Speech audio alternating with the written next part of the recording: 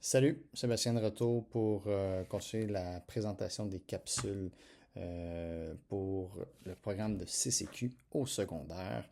Capsule 2 qui va porter sur les compétences en CCQ. Alors, deux compétences en CCQ.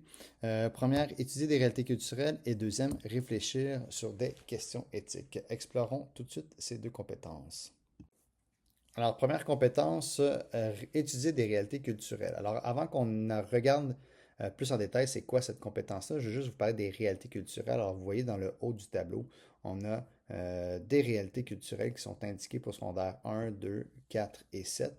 Ces réalités culturelles-là sont finalement les thématiques que nous abordons pour être capable de développer les compétences et d'atteindre les finalités du programme.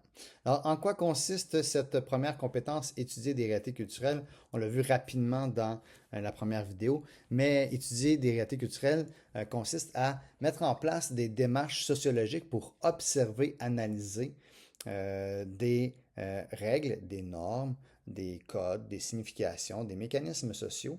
Les observer, pourquoi? Pour les rendre explicites et qu'on comprenne mieux le fondement de ces réalités-là. Bien entendu, pour faire cette étude-là, pour faire cette observation, cette analyse-là, on va passer par quatre composantes de la compétence, quatre moments ou quatre étapes, on peut les voir de différentes façons, qui vont nous aider à développer la compétence. Alors, tout ça va nous permettre, bien entendu, de mieux comprendre les réalités culturelles, sociales et culturelles qui sont au cœur de la culture. Euh, Ces quatre composantes-là, on va voir circonscrire l'objet d'étude, on va voir analyser les relations sociales, exposer une compréhension enrichie et évaluer les savoirs. Si on regarde plus en profondeur ces composantes-là par une situation concrète, ça va nous aider. Alors, la situation concrète que je propose ici vient de mon expérience personnelle, mais qui peut être quelque chose de très intéressant à étudier. Ma fille est inscrite en physio à l'Université Laval et elle me disait qu'il y avait le trois quarts des étudiants et étudiantes qui étaient des filles et moins de garçons. Alors moi, ça me questionnait en pourquoi c'est derrière ça. Et cette thématique-là, la fréquentation postsecondaire des différents genres, bien, ça pourrait s'inscrire dans différents thèmes qu'on a, différentes réalités sociales, qui est en quatrième secondaire, justice et droit. On pourrait travailler sur le thème des injustices, des discriminations systématiques, ou en secondaire 5, les groupes sociaux, rapports de pouvoir, soit par les inégalités sociales avec du sexisme ou des inégalités liées au genre, ou des égalités et inclusion par des politiques publiques égalitaires qu'on pourrait avoir. Alors, on pourrait travailler de différentes façons. Mais au-delà de façon de travailler avec les thèmes, c'est de voir comment on peut travailler les différentes composantes. Alors, différentes composantes, allons-y avec la première qui est circonscrire l'objet d'étude. Alors, en quoi ça consiste de circonscrire l'objet d'étude? Bien, premièrement, c'est former des questions et des réponses provisoires en lien avec la réalité culturelle. Alors ici, dans le cas présent, c'est pourquoi il y a plus de filles que de gars au baccalauréat en physio. Réponse provisoire qu'on pourrait avoir, peut-être parce qu'ils ont plus d'intérêt, ils ont des meilleures notes, et ainsi de suite. Est-ce que c'est la même chose dans tous les programmes et dans toutes les facultés? Alors, on pourrait voir, oui, peut-être c'est le cas pour la santé, non, ça ne l'est pas pour les sciences, et ainsi de suite. On pourrait avoir plusieurs questions. Est-ce que les garçons ont eu de la discrimination? Ça pourrait être une autre question qui pourrait aussi aider à comprendre ou à circonscrire l'objet d'étude. Ensuite, dans tout ça, il faut mobiliser certains concepts qui sont pertinents pour être capable de bien comprendre la situation. Alors, il faut parler de baccalauréat, admission, faculté, diplomation, fréquentation, égalité, équité, inclusion et discrimination. C'est plein de concepts qu'il faut s'assurer que les élèves maîtrisent pour être capable de réfléchir, en fait, d'étudier les réalités et étudier et réfléchir sur étudier des réalités culturelles et réfléchir sur des questions éthiques. Alors, ce sont des concepts qui sont importants et pertinents à maîtriser. Ensuite, pour circonscrire toujours l'objet d'étude, il faut être capable d'aller chercher de l'information des données. Alors, données qui peuvent être primaires, qu'on va trouver entre autres dans des statistiques sur la fréquentation de l'Université Laval, dans des entrevues, dans des sondages, des éléments comme ça qui vont permettre d'aller chercher de l'information, des données qui sont là, qui vont soit être préexistantes ou qu'on va aller chercher par nous-mêmes, par différents outils de collecte qu'on peut élaborer. Alors ça va être des données primaires qui vont nous aider à comprendre davantage la situation. On va avoir ensuite des données secondaires qui peuvent être des études, des reportages, où là, il va y avoir eu un traitement, une interprétation des données primaires qui vont être présentées sur le sujet en tant que tel. Fait qu'on pourrait avoir aussi une étude qui regarde c'est quoi les causes de qu'il y ait plus de filles que de garçons, et ainsi de suite. Alors, plusieurs éléments comme ça qu'on pourrait voir. Euh, Tout ça, bien entendu, le fait qu'on circonscrit l'objet d'étude va nous permettre de mieux cerner la réalité qu'on observe, la réalité dont on parle. Dans le cas présent, c'est la fréquentation postsecondaire des gens. Alors ça, c'est la première, circonscrire l'objet d'étude. Ensuite, analyser les situations, les relations sociales, ben, c'est de voir c'est quoi le problème entre ces relations-là, qu'est-ce qui peut amener un conflit, quelles sont les règles, les lois, les normes en cause dans ça. Qui sont les personnes touchées, les groupes, les institutions, c'est quoi leur rôle, les différents points de vue qu'ils ont par rapport à cette situation-là. Comment ça peut se manifester? Est-ce que c'est intense toujours de la même façon, et ainsi de suite? Et pourquoi ça se manifeste? Ben, c'est quoi les causes, les conséquences, les raisons qui font que la situation est comme ça? Alors, on analyse, alors on approfondit les données principales qu'on a pour essayer d'aller voir qu'est-ce qui est présent dans ça. Bien entendu, ensuite, dans l'analyse, il faut être capable de le placer dans un temps et un espace. Alors, quand ça se passe, est-ce qu'il y a un début, il y a une fin, il y a un moment, une durée, une fréquence, une répétition? Ou est-ce que c'est concentré à certains lieux, ailleurs au Québec? Est-ce qu'il peut y avoir d'autres éléments qui nous permettent de voir ça? Est-ce que c'est plus présent au cégep, plus présent au baccalauréat, à la maîtrise, au doctorat, postdoctorat, et ainsi de suite, pour être capable de voir dans quel temps et dans quel espace ça se fait. Euh, Ensuite, il faut comparer les différentes significations de tous ces points de vue-là, de tout ce qu'on a rassemblé. Alors, quelles sont les ressemblances, les différences entre les individus, entre les points de vue, entre les manifestations, la fréquence, le lieu, qu'est-ce qui est semblable ou qu'est-ce qui est différent qui permet d'arriver à voir est-ce que des choses qui sont récurrentes, est-ce que des choses qui sont ponctuelles, et ainsi de suite pour mieux comprendre. Et ensuite, tout ça nous permet d'arriver à des constats. Les constats qui vont être, dans le fond, des conclusions qui vont rassembler et organiser les différentes données et les informations pour décrire le plus objectivement possible la réalité. Alors ici, on n'est pas dans une prise de position, mais on est plus dans une description objective. Alors l'analyse n'est pas de prendre position, mais de vraiment être capable de comprendre la situation. Alors c'est vraiment comprendre la réalité qu'on est en train d'observer. Si on poursuit avec évaluer les savoirs, évaluer les savoirs, c'est établir la pertinence des informations. Alors, on a plusieurs informations qu'on a recueillies, soit par les données primaires, les données secondaires, par la caractérisation des relations qu'on va avoir fait, par des comparaisons qu'on va avoir apportées. Alors, l'idée, c'est d'évaluer ces informations-là et leurs sources, voir si elles sont pertinentes, cohérentes, valides, euh, s'il repose sur une expertise, est-ce qu'on est capable de croiser ces informations-là ou ces sources-là, est-ce qu'il y a une récurrence, et ainsi de suite, pour s'assurer de la validité de l'information qu'on va avoir, de la pertinence qu'on va avoir. Au-delà de ça, il faut aussi voir, considérer les biais qu'on peut avoir, des biais socio-cognitifs qui vont créer des problèmes dans le raisonnement ou dans les constats qu'on va faire parce qu'ils vont teinter de différentes raisons, soit parce qu'on va avoir un biais de confirmation, un biais d'ancrage ou un effet de halo qui va s'inscrire dans ça. Alors, ou peut-être la désirabilité sociale, un biais d'essentialisme qui va faire qu'on va pas arriver à des conclusions qui seraient le plus juste possible. Alors, l'importance de faire de la métacognition sur justement ces savoirs-là pour voir les biais afin de s'assurer de l'objectivité du jugement et ne pas être teinté par notre propre perception ou nos propres biais. Enfin, tout ça, être capable d'identifier les limites de son interprétation pour voir est-ce qu'il y a des données qui sont manquantes, est-ce qu'il y a des données qu'il faut remettre en question à partir des éléments qu'on a considérés pour être capable de bien évaluer les savoirs. Cette évaluation des savoirs-là, elle est importante pour assurer l'objectivité du constat. Alors, on disait qu'on voulait faire des constats, des conclusions, mais ces conclusions-là, on les veut les plus objectives possibles pour bien rendre, bien observer et bien analyser les éléments. On arrive ensuite à la dernière composante, exposer une compréhension enrichie. Alors, la compréhension enrichie, c'est être capable de faire un retour sur les réponses provisoires ou les constats qu'on a fait pour voir qu'est-ce qui va les confirmer ou les infirmer, soit en totalité ou en partie. Alors, tenir compte de sa compréhension initiale, ben, je pensais au début que c'était parce que les gars sont moins bons à l'école, mais on se rend compte que finalement, il y a peut-être d'autres causes qui font que c'est comme ça, et ainsi de suite, qui peuvent nous aider à mieux comprendre. Intégrer les différentes perspectives, c'est d'être capable d'identifier, de justifier justement les données, les informations qu'on veut utiliser dans notre interprétation pour dire en quoi elles nous permettent de maintenir ou de changer nos réponses provisoires, nos constats qu'on va avoir. Et enfin, finalement, c'est d'être capable de comparer nos interprétations, c'est-à-dire de les confronter à d'autres et à d'autres démarches qui peuvent avoir été faites pour voir ben, jusqu'où notre interprétation est valide ou pourquoi il ne pourrait pas y avoir d'autres interprétations intéressantes à travers tout ça. Alors, quand on expose, ben, ça nous permet de comprendre davantage la réalité qu'on observe, dont on parle. Ce qu'il faut comprendre dans ces quatre composantes-là, ce n'est pas un processus ou une démarche qui va être linéaire, mais au contraire, ça va être une mobilisation très itérative des compétences, des composants de la compétence. Fait que parfois, on va circonscrire pour comprendre, on va évaluer les savoirs qu'on va avoir pris dans la circonscription pour ensuite être capable d'analyser, peut-être retourner à notre circonscription pour avoir une meilleure compréhension. Maintenant qu'on comprend en plus, on a peut-être des nouvelles questions qui arrivent pour qu'on repousse l'analyse. Alors, ce n'est pas quelque chose de linéaire, mais toujours quelque chose qui est en mouvement, qu'on fait des allers-retours systématiques.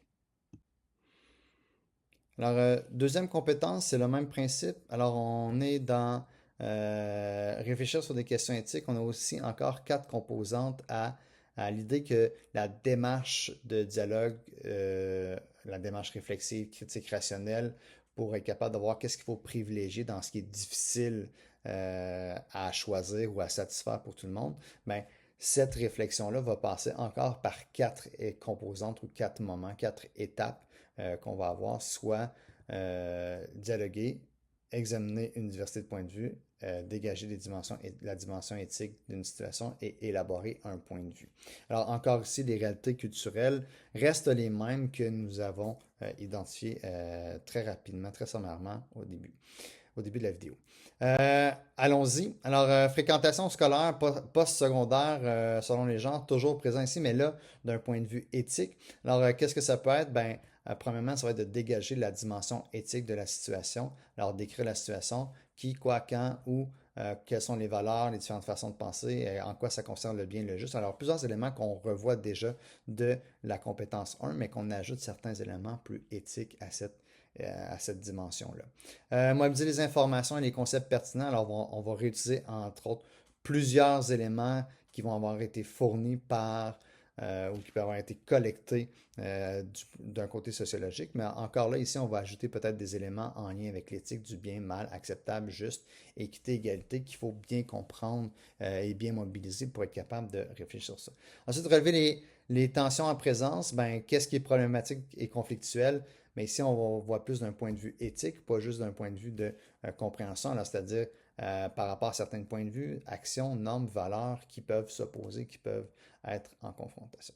Ça va nous amener à formuler des questions. Alors ici, on va encore avoir des questions, mais plutôt que des questions de constat, ici, on va faire des questions éthiques qui vont nous amener à réfléchir justement sur des questions de justice, des questions d'équité, des questions est-ce que c'est adéquat? Est-ce que ça pourrait être autrement? Alors, plusieurs questions qui peuvent être posées, qui pourraient aller jusqu'à des questions qui devrait-on mettre en place des politiques de discrimination positive pour les différents genres dans les facultés, qui pourraient aller jusque-là pour qu'on ait à prendre position par rapport à ça. Alors, dégager la dimension éthique va permettre d'identifier les difficultés. Puis là, on fait un lien ici avec les finalités du programme, mais vraiment d'identifier les difficultés pour l'exercice de la citoyenneté, parce que dégager la dimension, on voit qu'est-ce qui est difficile dans la citoyenneté et ça nous amène à réfléchir sur la reconnaissance des autres et la poursuite du bien commun juste en dégageant ces situations-là. La deuxième composante, ça va être examiner une diversité de points de vue. Ici encore, on est dans l'exploration des différents points de vue, mais on va ajouter en plus des différentes perspectives qu'on avait dans la dimension sociologique. Ici, les positions, le vécu, les émotions, les sentiments, les valeurs reliées à chacune de ces positions-là. On va aussi s'assurer de comparer des repères.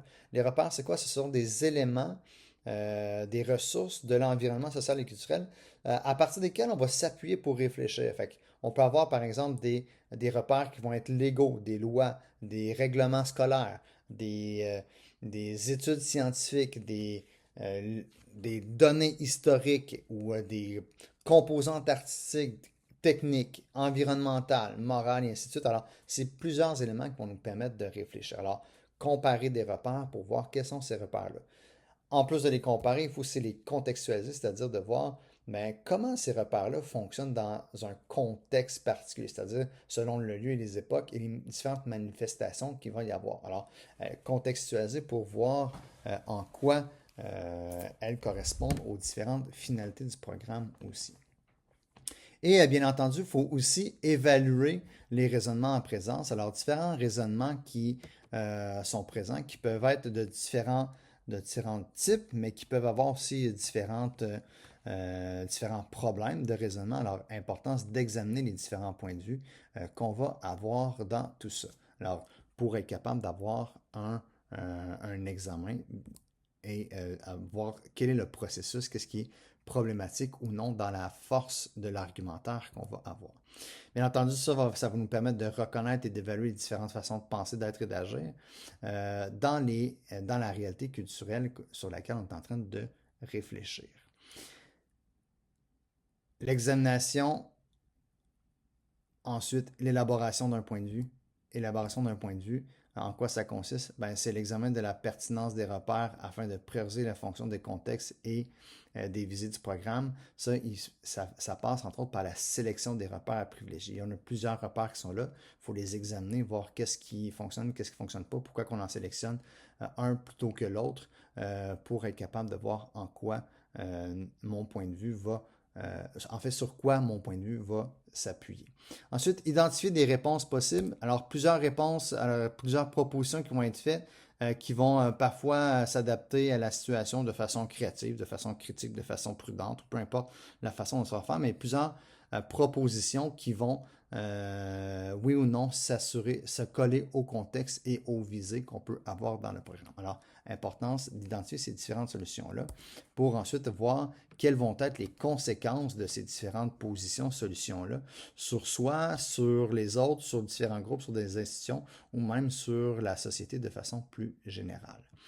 Enfin, on peut justifier notre point de vue, les choix qu'on va avoir, en tenant compte du raisonnement et, bien entendu, en le rendant explicite, en expliquant les raisons et les raisonnements qui vont soutenir notre position. Alors, c'est pas juste, moi, je pense que les garçons devraient avoir une discrimination positive parce que c'est mieux comme ça, mais c'est l'idée de dégager les raisons qui sont derrière et qu'est-ce qui soutient la position. Alors, les critères, les repères, et ainsi de suite.